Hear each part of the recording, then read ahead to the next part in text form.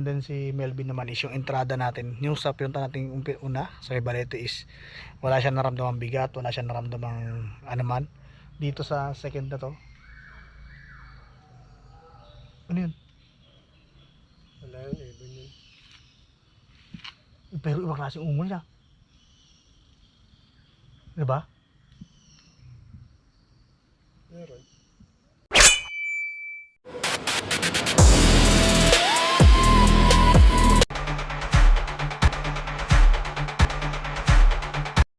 Good morning guys. Yan, welcome puli sa channel ng Milik Mata, no. So yun.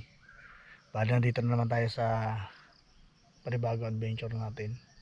So yun, syempre meron tayong kasama guest na meron third eye para malaman natin guys tong area na to is kung talagang ano kasi Hindi ko na alam kung meron pa ako. Kasi nung lumpa yun eh. bata pa.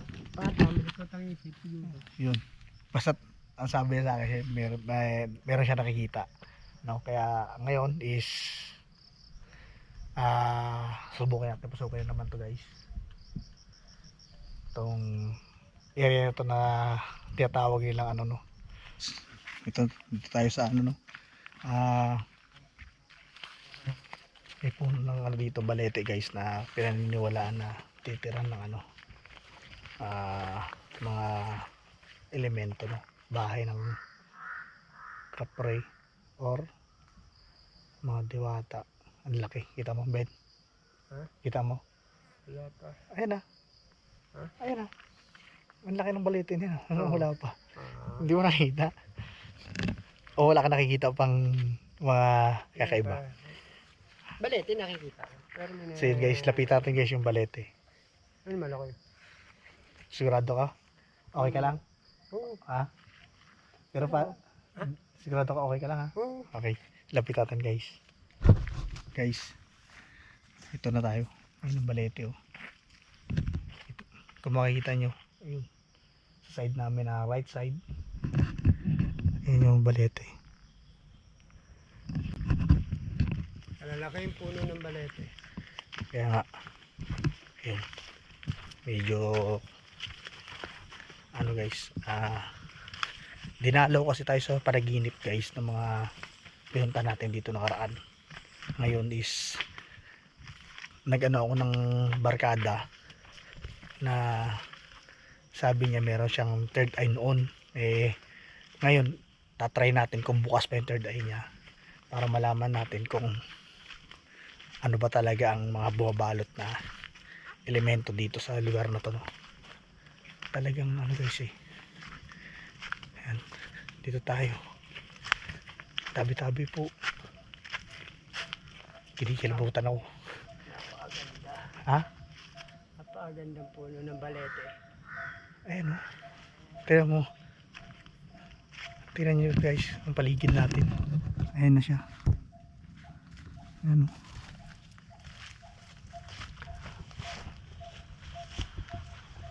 apaka hiwagan ng daigdig na dito. Tabi-tabi po.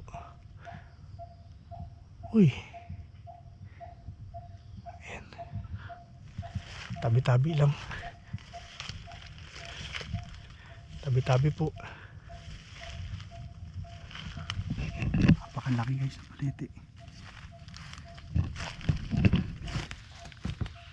Uy, ano yun?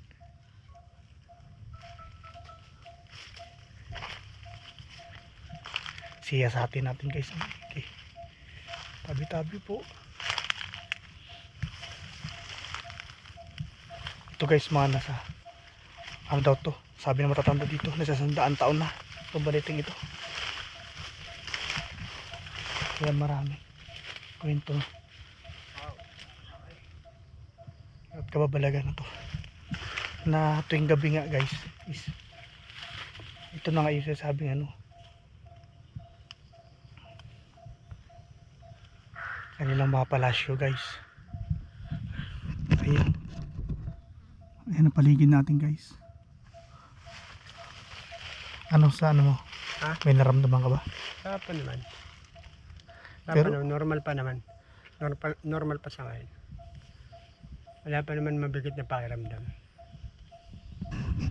Ako rin guys hindi tulad nung nakaraan na pinunta namin, medyo mabigat yung pakiramdam no. Pero to kasi ito yung isang side talaga guys na sinasabi ng nakaraan na yung pwesto ng nagpapakita na biringan doon na baryo nila. Isa sa kabilang side. Ito yung pinakadulo lang guys. Pinunta namin ni Melvin. Kasi ito yung pinakamalaking balete. Yan. 'Di ba nakaraan nakita niyo doon puro akasya. Ito yung balete, tingnan namin. Ayan o. Ang laki niya.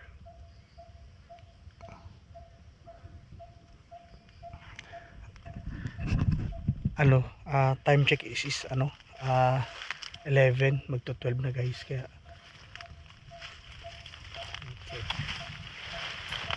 pero ito pinaniniwalaan ito ng karamihan dito guys na Yan. tirahan ito ng Yung sa puno ng balete na yun na ano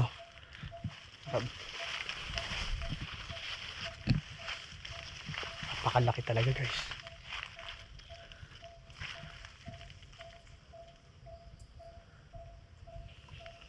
Tahimik ang ang paligid natin dito, medyo kalmado no, hindi wala akong nararamdamang aura ngayon guys. Tahimik din sila siguro pero tabi-tabi lang no.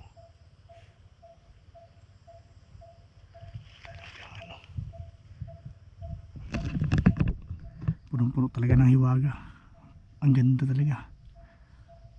Kahit sino mamamanga sa kanilang ganda ng kalikasan no. So yun, pakita natin sa kabilang side naman kay Melvin. Dito kasi guys medyo magaan yung aming aura, wala kami nararamdaman bigat. Tignan natin doon sa kabilang side, doon sa mismong baryo na kung saan nagpapakita yung tuwing gabi, nagpapakita yung sinasabi nilang biringan no.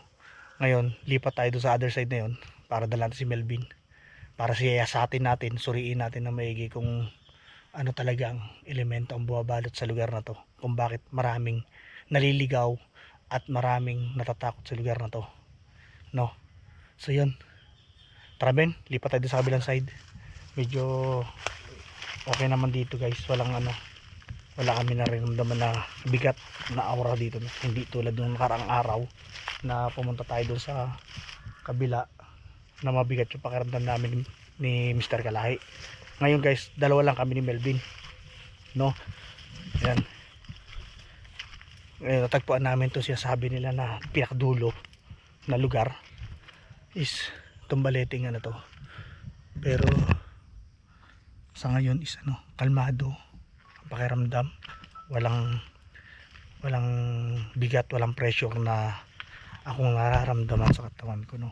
Ibig sabihin tahimik din sila, nagmamatsyag no. So yun bago kami guys lilipat sa kabila, magsasabi tayo sa kanila na maraming salamat no. Kung nagambala man natin sila is pasensya na.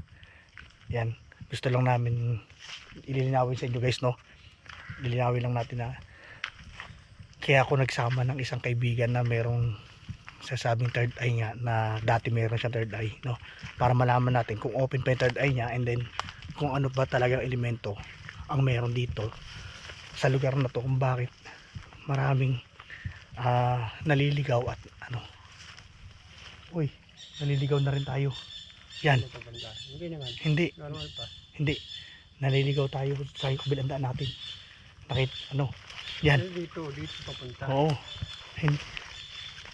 pinababalik niya tayo sa balete Brad. Yan,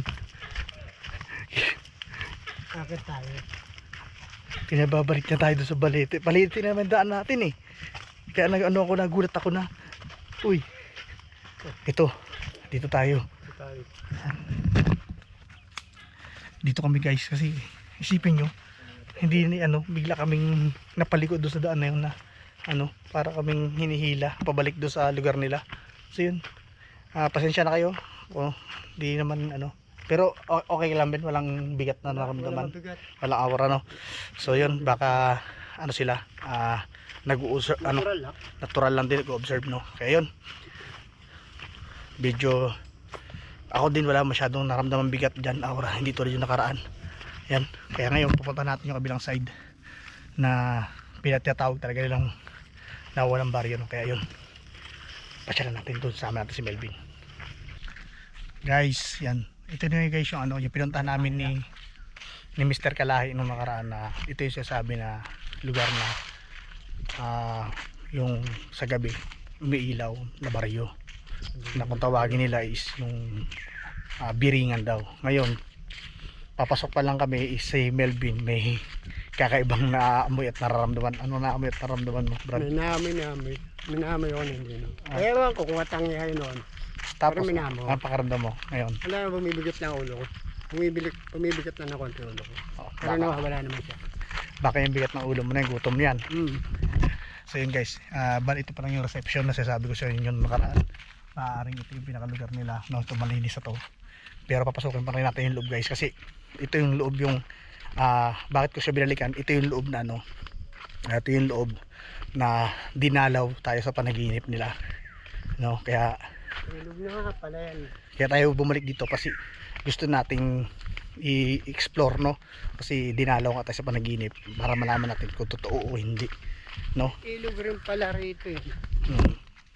Alright. May daanan pa rin pa talaga. Oo, may daanan pa rin. Yun, bali guys sa entrada, no? Medyo bumigat yung yun, bumigat yung kanya pakiramdam, no? Ngayon sabi niya ayaw siya papasukin.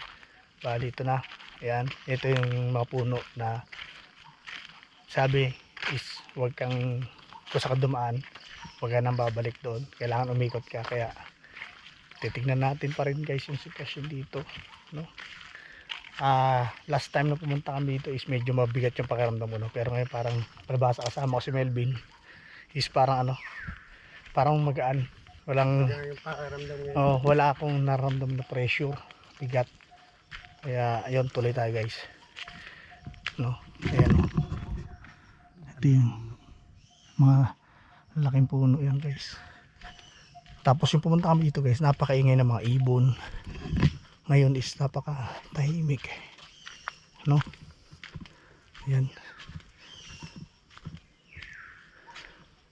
Yan, oh. Hindi ko alam bakit tahimik ito lugar na to. Bakit tahimik, no? Naisama lang natin.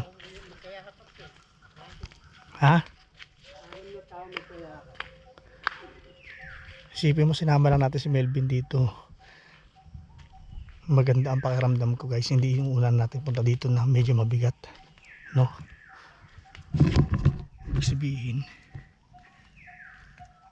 sabihin si Melvin may third eye pa rin, no?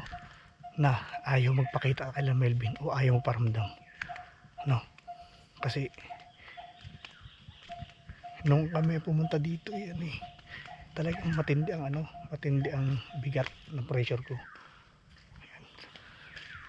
Ngayon is ano, kalmadong kalmado, walang ano, walang, alam niyo yun, walang kamararamdaman na ano, na pressure. Ha? Welcome tayo ng mga ibon. Ano sa palagay mo? Ne. Ha? Ano, medyo mabigat ka dito? Hindi. Hindi naman. Wala pa naman. So yun, pasukin natin loob guys. Ano ko lang na huli naman. Pasukin natin. Natulog ko sa nung araw mga edad 15. Oo. Nagbibinatelyo. So, Kung alam ko pamininiwala mo yung gano'n. Pero talaga nakakita noon pa. guys, Lugar lang namin. guys, bali ano, bali ngayong araw to, no? Pero talaga yun wala. Kasama natin si Melvin, no, na nagsiyasat dito at nagsuri ulit, no? Bali second time natin bumalik dito. Second time natin. Pinunta natin yung putol na kalsada doon, na pinunta natin Balite, no? And then si Melvin naman is yung entrada natin. Yung sa pinunta natin una sa Balete is wala siyang naramdamang bigat, wala siyang naramdamang anuman. Dito sa second na to, ano yun? Wala yun, ibon yun. Pero ibang klaseng ungol niya, diba? Meron. Ibang klaseng ungol nun. Ano yun? Para yung ano yung wow, wow, diba? Ano? Hindi ibon yun. Nasa tulo guys. Yung isa, ibon eh. Yung isa hindi. Oo nga. Yung isa, ibon. Yung malakas na ungol nga, yung wow, wow, ganun eh. Yung Diba? wala isa iba. Dalik. Ano kaya yun? Dadubanda sa loob nun eh. Sa pinanggalingan natin. Bago yung sa loob. Ano kaya yun guys? Kung alam ko narinig nyo yun guys. So yun. Bali may sakasakali. Ano? Lalabas na tayo dito. No? Ben? Pero na. Meron na ng ano ka. Yun. May ano na guys. May, ano na. Confirm na yun sigurado. Hindi yun huni ng hayop. O iba yung ibon na yan eh. Hindi yan. Yung may mas malakas pa kanina. Yung umungol ka na malakas. Tara. Hindi yan. Baka kung ano yun. Hindi natin alam kung ano yun. Tara. Ilabas na lang tayo dito. So yun. Nialanggam na rin ako eh. Doon lang galing sa gubat sa loob. Kaya Sa dulo. oh, kung ano yun guys, babalikan natin sa sunod araw yun. Medyo kaiba, no? Yun. Oo. Tara, labas muna tayo dito. Para safety tayo guys. Isip muna natin sarili natin. Ibang ungol niya guys. Iba. Kahit kayo narinig nyo yun guys. Narinig nyo. Ang namin. Kaya lalabas muna tayo dito para safety tayo. Kasi doon is baka makorner tayo ng kung klaseng nilalang yun, no? Ano? Ano mo tayo? Dito mo tayo siguro sa labas. Observe muna natin. Kasi delikado yun. Iba klaseng ungol guys. Parang galit. Diba? Parang galit eh. Para Nabulabog. nabalabog. Oo. Dito muna tayo. Guys. Bali, sisipat na muna tayo. Iiwanan na muna natin yan. Balikan na natin yan. Sama natin si Mr. Kalahi. Kasi mas Alam niya yan. alam niya yan. No? Para may paliwanag natin gusto sa inyo. Sa ngayon, kung ano man yung misteryo na yun naranaring namin ni Melvin is kayo na ang humusga. Kaya yun, samahan nyo kami guys kayo na palabas kami ni Melvin. No? At sa susunod na araw balikan natin yung kasama si Mr. Kalahi para alamin natin yun kasi hirap guys ano Sa loob. sa loob eh. Lagi kami. Oo. Pag alis namin doon sa pwesto na yon din, yung pwesto rin natin yun, pag alis namin doon bigla na ganun yung ano, para siyang boses ng isang malaking tao na kapre or Hindi diba? natin malaman kung ano elemento. Ang problema, Pero nabulabog. oo, pero parang malaking boses no. Boses yung Oo, ganoon eh. Kaya sama natin si Mr. Kalahi guys, ano natin, i-confirm natin yan kasi mas kabisado niya to, ilang beses siya nakarating dito eh. Kaya yun, abangan nyo guys yung aming magbabalik dito.